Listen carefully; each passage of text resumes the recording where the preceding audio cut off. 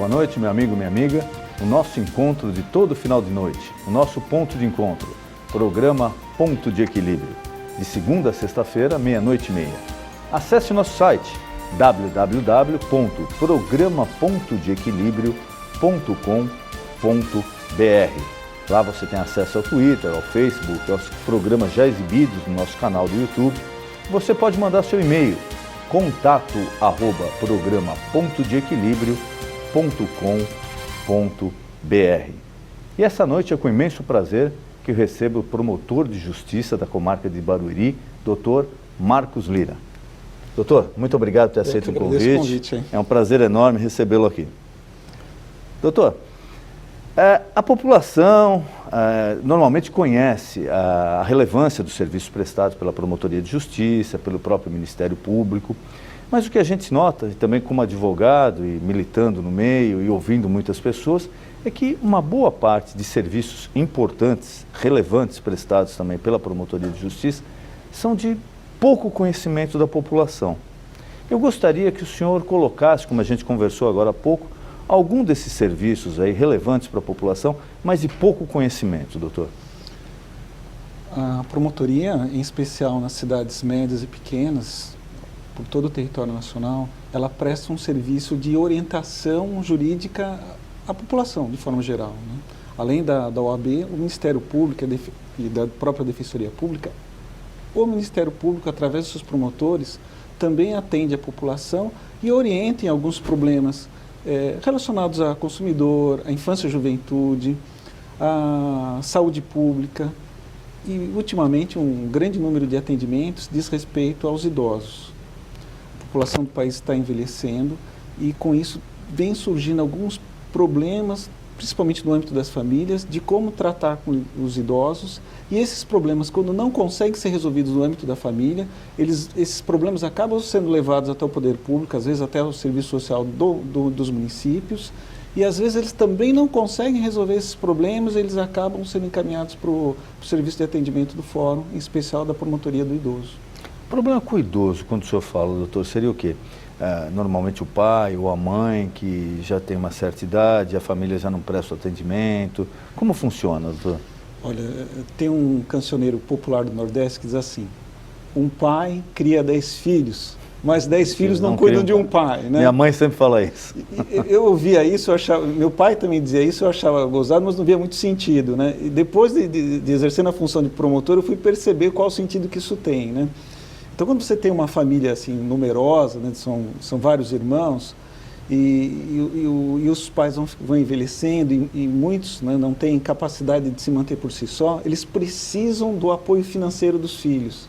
Aí começa a surgir entre os irmãos aqueles problemas de mágoas ao longo da vida e que ninguém quer se sentir prejudicado de assumir algo que entende que o outro deveria assumir. Então, quando eles se reúnem, eles falam assim: olha, eu acho que o Manuel devia assumir o cuidado do pai, porque o pai sempre gostou do Manuel, deu tudo o que ele queria, e o pai não me ajudou em absolutamente nada. A história da pôr para fora aquilo que está no coração, sim, né? Aí numa reunião com essas famílias, aí você vê que é uma manifestação assim de rancor, de desafetos ao longo assim, de toda uma vida, e que eles colocam isso como motivo para justificar não querer dar assistência para o pai, né? Aí a promotoria, nessas situações, ela acaba fazendo um papel de mediador de um acordo entre esses familiares. Mas, doutor, como chega na promotoria esse caso? Em tese, que é um caso que deveria ser resolvido entre família, mas como é que ele chega na promotoria esse caso? Olha, geralmente é uma filha que vem trazer o problema, porque normalmente são as filhas, né, que assumem o cuidado dos pais quando ficam idosos. Então, quando chega um momento que ela já esvaiu as forças dela, já não consegue mais manter os pais sozinha, que às vezes está afetando o próprio casamento, o fato dela estar tão comprometida com o cuidado dos idosos, sem auxílio de qualquer outro membro da família, ela vem pedir um socorro. Fala assim: olha, chama os outros irmãos até aqui para eles me ajudarem, porque ninguém me ajuda. Então é um peso muito intenso para eu carregar sozinho na vida. Isso já está prejudicando minha vida com meus filhos e com meu marido. Eu preciso que os outros familiares venham colaborar, né? Aí entra a intervenção. Aí entra a intervenção da promotoria e normalmente nós notificamos formalmente esses irmãos até com a advertência de que se eles não vierem espontaneamente, a gente pode chamá-los, conduzi-los com força policial para discutir isso. E ali a gente ouve quais são as possibilidades de cada um e propõe uma forma que seja possível ser executados por todos. Se as pessoas não aderem, aí uma outra forma, aí necessariamente vai dar ensejo a um processo judicial, vai ser imposto uma colaboração por parte de cada um, sob pena até de prisão. Né? É como uma pensão alimentícia que é devida por uma criança, a mesma coisa em relação ao idoso. Tá, isso é importante, né? O grande público acha que, por se tratar às vezes 90%, 95% dos casos da pensão alimentícia ser por uma ex-esposa, ou por uma criança, ou por um filho, a maioria da população desconhece, né, que o idoso também tem esse direito. Tem, a pensão é devida, né, tanto para descendentes, que são os filhos, quanto para ascendentes, né, os pais ou os avós, quando eles não tenham condições de se manter por si só. Né? Você tem idosos que têm, às vezes, uma aposentadoria que é insuficiente, porque muitas vezes eles também já estão doentes, então precisam comprometer o seu rendimento, que já é pequeno, com compra de remédios. Às vezes precisa também contratar um cuidador, né? Precisa ter uma empregada dentro de casa, né? Para ajudar até no trato pessoal, na higiene pessoal. Então um salário, às vezes, que essa pessoa recebe é insuficiente para isso. E quando você chega para a família e mostra que contratar, às vezes, um cuidador não é tão difícil assim, né? Já que cada um não pode colaborar de ter o seu pai, a sua mãe dentro de casa, mas pode contribuir com valor para viabilizar a contratação de uma pessoa para cuidar daquele idoso na própria casa dele. E a princípio o idoso prefere ficar na sua casa, ele não quer ficar na casa de ninguém, ele quer ter preservado a sua intimidade, a sua independência. Ele se liga muito à casa, né? Porque ele passa a maior parte do tempo lá, de repente, só pelo fato, eu já conheci alguns casos de parentes, que só de ser afastado da casa, a pessoa piora. Porque ele viveu lá 50, 60, 70 anos, de repente tem que sair. Daquele apego à casa em si, tem os seus vínculos de amizade, que são os vizinhos, né? Aquilo é importante, a referência dele, né? Como que você vai tirar ele de lá e ir para um lugar que ele não tem contato nenhum, né? E às vezes as famílias também vão assim, e um problema agora que está sendo muito comum, né? Como aumentou a nossa longevidade, nós estamos ficando mais velhos, então nós estamos mais propensos a desenvolver doenças que são próprias da idade mais avançada, como Alzheimer ou debilidade senil. E nessas situações a convivência com o idoso também é muito difícil. Então as famílias também vão nos procurando com aquela aspiração de colocá-los num asilo, numa clínica pública, né? E a maioria das vezes essa pretensão não tem como ser atendida, né?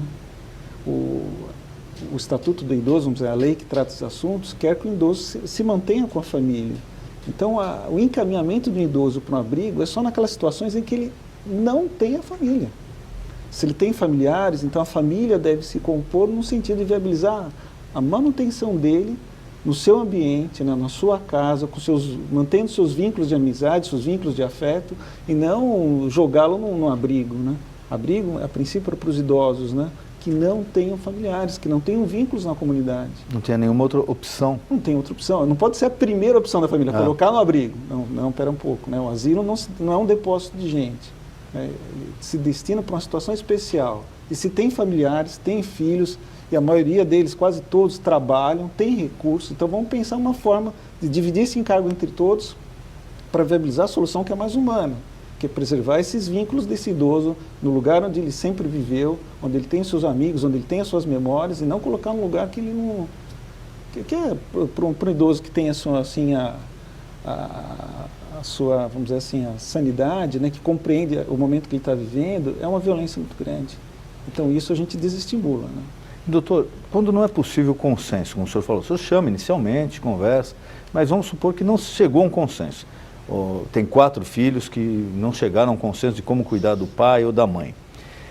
Essa divisão de despesas, quando ela passa do acordo para a esfera litigiosa, o juiz vai determinar alguma coisa, como é que é observado? O rendimento de cada filho, a condição financeira de cada filho, o gasto com o idoso, se de repente se vai ficar na casa de um, esse não vai colaborar com dinheiro, o outro que colabora com um pouco mais, como é que funciona?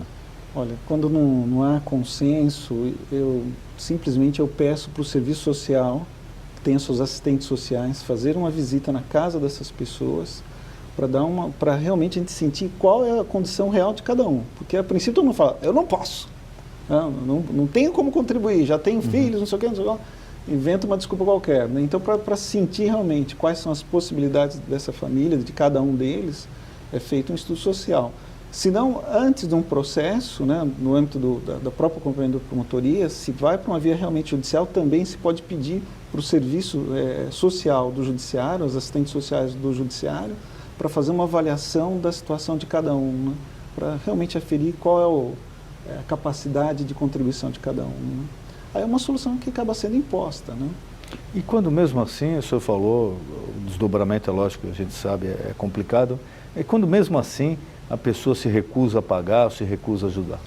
Você tem a possibilidade, quando a pessoa tem um vínculo formal de emprego ou de cargo público, de ser requisitado, de ser determinado desconto em folha. Então, essa contribuição vai sair da folha de pagamentos, independentemente da vontade da pessoa, né?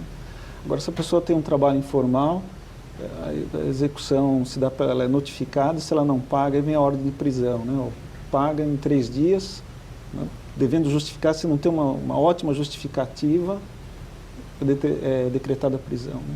Aí nessa situação mais drástica, assim, normalmente a pessoa, quando é decretada a prisão, ela vai de imediato deposita. Né? E doutor, acontece na maioria das vezes. Né? Mas no estado de São Paulo, de repente o nosso telespectador pode estar passando por um problema desse agora, com um parente ou com um irmão, como ele deve proceder? Ele deve procurar a promotoria da cidade, existe uma central, existe algum outro serviço por internet? Então, o ideal é procurar um serviço social do município, né? Sempre tem um serviço social aos municípios, por mais modesto que seja, né? É uma maneira, assim, que eu acho, assim, de se começar uma discussão com os familiares, sem levar um ambiente de fora, que é um ambiente que constrange um pouco as pessoas, né? Mas se as pessoas, se não tem esse serviço social, ou os familiares não atendem as convocações que são feitas pelas assistentes sociais, aí não tem outro jeito. Aí tem que procurar o fórum, procurar o promotor que cuida das funções de proteção do idoso, que ele vai instaurar um procedimento, ele vai notificar os familiares para tentar compor a situação. Evitar que um idoso, né, que tenha família, fique numa situação de abandono, que é inaceitável. Né? Na maioria das vezes acaba ocorrendo o acordo, doutor? Olha, mais de 90%. Né? Mais de 90%? Olha, eu exerço essa função há 10 anos lá, processo judicial, acho que só entrei com 2. Hein? Então, acho que é 99,9% das vezes algum acordo se viabiliza. Acaba acontecendo. Acaba acontecendo. Doutor, de outros serviços, a gente comentava agora há pouco também algo envolvendo a infância, drogas, como atua a promotoria? Existe uma promotoria especializada, né, uma atribuição específica que é a relação à infância e juventude, né? Então, a criança até adolescente, a adolescência legalmente termina aos 18 anos, né? Então, problemas com dificuldade de obtenção de vaga escolar, crianças e adolescentes que apresentam algum tipo de comportamento inadequado. Quando chega a reclamar, normalmente o órgão que primeiro recebe essas reclamações dos familiares é o Conselho Tutelar. Então, se torna algum problema muito grave que o serviço, porque o Conselho Tutelar os conselheiros são pessoas escolhidas pela própria população, né, para dar esse primeiro atendimento. E eles têm acesso a todos os serviços públicos para requisitar. A criança está apresentando um comportamento inadequado, está muito rebelde, então o conselheiro tutelar verifica se o município tem um psicólogo para dar atendimento. A criança não consegue vaga na escola, então o conselheiro tutelar vai até a escola saber por que ela não foi destinada a vaga para essa criança. Independentemente da autorização dos pais. Normalmente, esses problemas chegam ao conhecimento do Conselho Tutelar através dos pais. Dos pais, né? Os pais reclamam. Os pais reclamam. Tem situações também que os pais se omitem no cuidado, os pais não matriculam a criança, não dão o cuidado necessário, algum vizinho sabe dessa situação e não quer se indispor com o pai, comunica para o conselheiro tutelar. Fala assim, olha, em tal rua, em tal lugar, tem uma criança que devia estar em escola, mas os pais estão negligenciando nessa obrigação, não matricularam, não cuidam para levar essa criança da escola, deixa ela abandonada na rua, ou só fica em casa e não está estudando. Isso não pode, né? Até um crime que se chama abandono intelectual, né? Não levar uma criança para o ensino fundamental, que é o ensino obrigatório. Então, isso é bom a gente deixar claro para o nosso telespectador. Você que tem filho menor de idade, é um dever seu, você pai, mãe, responsável, é um dever seu matricular a criança na escola. É um dever, se você não fizer isso, você está cometendo o delito. Então é obrigação do Estado fornecer a vaga para essa criança, que afinal de contas é para isso que a gente paga imposto, O Estado tem que oferecer essa vaga para a criança, mas é um dever seu como pai, como mãe, como responsável, em qualquer hipótese, essa criança está matriculada e frequentando a escola. É isso, doutor? É isso mesmo.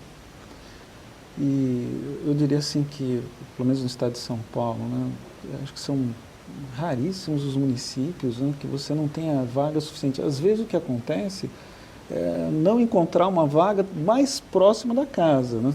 Mas o município também ele é obrigado a dispor de meios para transporte dessas crianças no lugar onde a vaga está disponível, né? E no caso de, às vezes acontece já na época da adolescência, a história de rebeldia, né? Aí o adolescente com 14, 15 anos já acha que é o dono da vida dele, que ele faz o que ele quer, ou que ele vai agir da forma que ele achar correta, e de repente ele se recusa a ir à escola, continuar frequentando as aulas. O que os pais, se os pais já tentam e não conseguem, mesmo assim que o filho vá, o que eles podem fazer, doutor? Precisa saber o porquê dessa rebeldia, né? O que está por detrás disso, né? Pode ser uma dificuldade de aprendizagem, pode ser também, esse adolescente pode estar passando por um processo de bullying na escola, ou seja, ele está sendo vítima de brincadeiras, de humilhações na escola, então precisa ser entendido. Eu também acho interessante esse pai procurar o conselho tutelar, esse conselho tutelar ir na escola, tentar levantar o histórico desse adolescente, tentar entender o porquê disso. Os municípios mais bem estruturados têm na sua Secretaria de Educação psicólogos, né, especializados na avaliação desses comportamentos, tentar entender o porquê que esses estudantes não conseguem se adequar, né? O que eu acho assim, um problema assim, mais grave, que é o que normalmente acontece, né, pelo menos aquilo que a gente observa assim, nos casos que chegam até a promotoria, de adolescentes que abandonam a escola em razão de uso de entorpecentes ou dependência química. Que aí é um problema mais grave, né? E, infelizmente, isso nós fizemos já entrevistas aqui com toxicologistas, com pessoas especializadas na área, e infelizmente é um problema que está se alastrando pelo país inteiro. E a gente vê que a atuação do Estado às vezes é ineficaz, às vezes é omissa. Agora, nesse ponto que o senhor coloca aí do adolescente, da escola, essa parte de drogas na escola, como está sendo tratado pelo Ministério Público? Olha, em relação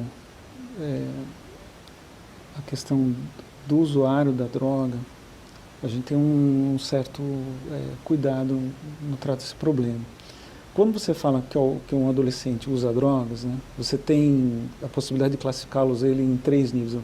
É um mero experimentador, um usuário habitual, um usuário que eventualmente abusa do uso de drogas e um que chegou no grau mais grave, que é o dependente. Quando ele é dependente, aí ele já perdeu a capacidade de autodisciplina, ele já não vai mais na escola, ele não respeita mais nenhuma regra dentro de casa. Normalmente ele fica na rua, se afasta de casa por dias, aí é uma situação mais delicada. Aqueles que estão na fase anterior, eles ainda é possível, né, ter algum tipo de orientação dentro do serviço público. Você tem, no âmbito dos municípios, dentro da estrutura das secretarias de saúde, atendimentos de orientação, mas que sempre depende, isso é um aspecto importante, né, da vontade do adolescente de deixar de usar drogas. Às vezes os pais vão nessa expectativa, nos procurar, achando que é possível nós internarmos esses jovens em algum lugar, que eles saiam de lá curados como se nunca tivessem usado droga. Esse lugar não existe. Não existe. Então a recuperação de usuários de droga, não só adolescentes, mas também aqueles que já são adultos, passa pela vontade deles de aderir a um tratamento, né? Então, nossa preocupação é que o município ofereça um serviço, cuidar para que o município ofereça os serviços que possibilitam o atendimento daqueles que queiram se recuperar. Você tem situações, né, que eu falo assim, que o usuário está num estado assim, de crise, de surto, que necessariamente você tem que internar ali para uma questão de risco de morte desse jovem, dessa pessoa. Né? Porque ele está colocando em risco a vida dele e de outros, né? A internação nessas circunstâncias se dá de maneira compulsória, independentemente da vontade. Mas a internação não se dá pelo tempo necessário para ele ficar curado, como se nunca tivesse sido dependente químico. É o tempo suficiente para ele estabilizar, sair daquele estado de surto e ter condições de voltar para casa, ter condições de dialogar e ter um certo domínio sobre si. Ele fica o tempo suficiente internado nas alas psiquiátricas dos hospitais públicos para se recuperar daquele estado de surto, né? Às vezes, nesse estado de surto, às vezes ele fica muito agressivo em casa. Então, o que a família tem que fazer? Né? Chamar a polícia ou o serviço de saúde para levá-lo até interná-lo no hospital. Essa internação se dá de maneira administrativa, rápida, não precisa ter advogado, não precisa ter processo judicial, nada. Os próprios órgãos do serviço de saúde providenciam a internação nesse estado. Mas eu falo assim, não alimente expectativa que ele vai ficar meses ou anos internado e quando sair de lá está absolutamente curado. Não, ele vai ficar no máximo uns 30 dias, né? Quando muito 2 meses para estabilizar, e depois de se estabilizado ele tem alta. Aí eles vão recomendar aquilo que a gente fala, tratamento ambulatorial, um tratamento em que ele tem que ir espontaneamente no local receber medicações, orientações, mas depende depois da vontade dele. Né? Isso acaba influenciando diretamente no aprendizado, né? Porque ele abandona a escola, ele tem dificuldade de aprender e torna mais difícil o próprio convívio dele com os outros adolescentes. Sim. Olha, quando ocorre a prisão de algum adolescente envolvido com o tráfico, nós recebemos ele assim no primeiro contato que ele tem com o promotor, a gente pergunta assim, o que você está estudando? Todos falam, olha, não estudo, abandonei a escola há tanto tempo. É uma característica comum, né? O envolvimento é muito intenso com a droga, né? Leva a essa situação de dependência e para suprir as necessidades do próprio vício, ele acaba também se envolvendo na venda de entorpecentes.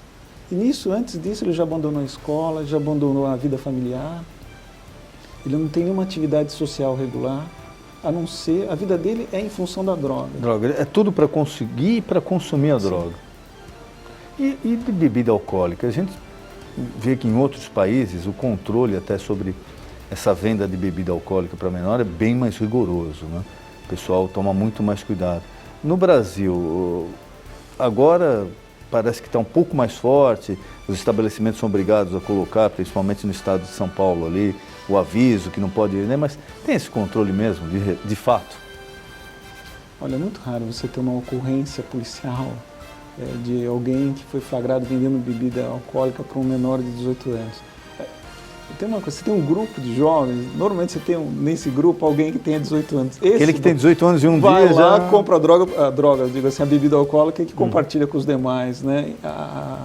O controle é mais difícil do uso de bebidas alcoólicas pelos adolescentes, principalmente em festas, né, em função disso, né? Quem tem maior de 18 anos, não é muito difícil no grupo de adolescentes ter alguém que já tenha 18 anos, vai, compra e compartilha com os demais, né? Você não tem como, acho que num ambiente assim de festas, ou que eles chamam de baladas, nesses bailes, né? Você exigir de quem está consumindo já depois de comprou a bebida, né, tenha mais de 18 anos. Né? Fica complicado, porque é a história que é uma droga socialmente aceita, né? Então é difícil você detectar o limite dela, né? Principalmente entre adolescentes. Eu confesso assim que eu nunca vi assim, um caso que tivesse chegado até o fórum, né, de uns pais preocupados com o uso abusivo de bebida alcoólica por parte dos adolescentes, né? O que atrai mais esses adolescentes é o uso da maconha, cocaína. Essas drogas que o acesso é ilícito. Existe um certo romantismo ligado a essas coisas ilícitas, um certo clima de aventura que isso atrai os jovens. A bebida alcoólica não. É fácil comprar. É isso que o senhor disse, né? É socialmente aceito o consumo moderado, né? Então não tem essa áurea de aventura, né? Conseguir experimentar algo que é proibido. Então associa a ideia de ousadia, né?